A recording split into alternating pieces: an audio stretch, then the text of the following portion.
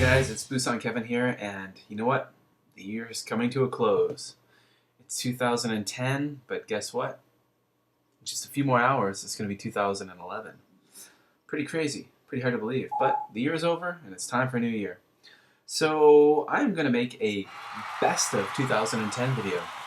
I've been thinking of doing this for a while, actually, but another YouTuber named Velcro108, links below, mentioned this idea to me as well. He did a best of 2010 video and encouraged me to do one as well. So here we go. Many people make best and worst of 2010 or best and worst of the year videos. I'm not going to do that. I'm just going to talk about the best things or some of the things that left a true mark on me as a person, that impacted me as a YouTuber, or just as a guy in general. Definitely. Number one on the list. The thing that impacted me the most important part of 2010 was having my first child. I had a wonderful baby boy in July. He's happy, healthy, and he is damn awesome. And having my first child is definitely the most important thing, the most amazing thing of 2010.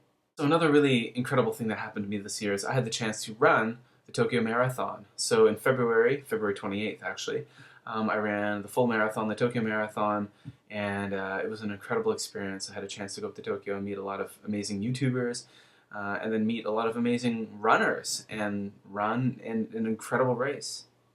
What else happened that was cool? I got one of these. I got an iPhone. Me getting an iPhone, a smartphone, was a social media game changer for me.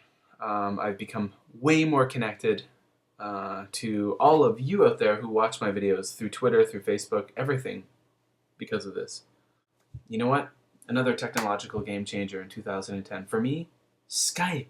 Now I know Skype's not new, it's been around for a while and I've used it for years, but having my first child here in Japan and my parents, my family being so far away in Canada, Skype has been an amazing way for my family in Canada to see my family here in Japan and vice versa. So Skype's pretty cool. Now as far as the news goes in 2010, I think really two stories jump out at me more than anything. The first would have to be the Chilean miners.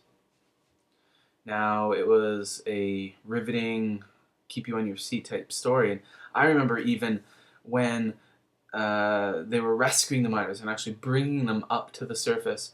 I'm an international school homeroom teacher, and on the computer in my classroom we actually were watching all day long. We had the CNN live thing going on where we could see when they were rescuing the miners. My class was just riveted by it. Even though they were very young children, they understood how important it was, and that was very incredible.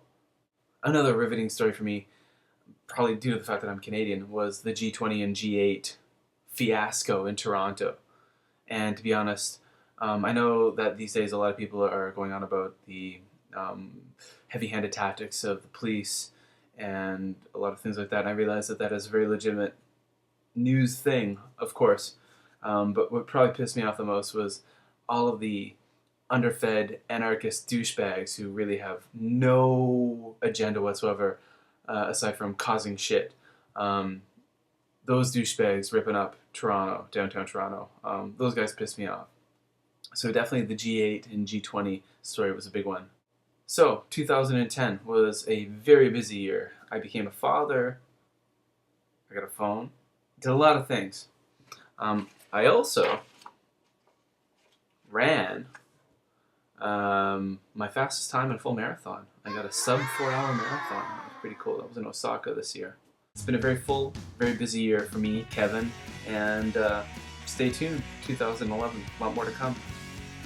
So thanks guys, and remember, subscribe. I hope everyone has a wonderful new year, a happy new year, take care, and keep watching.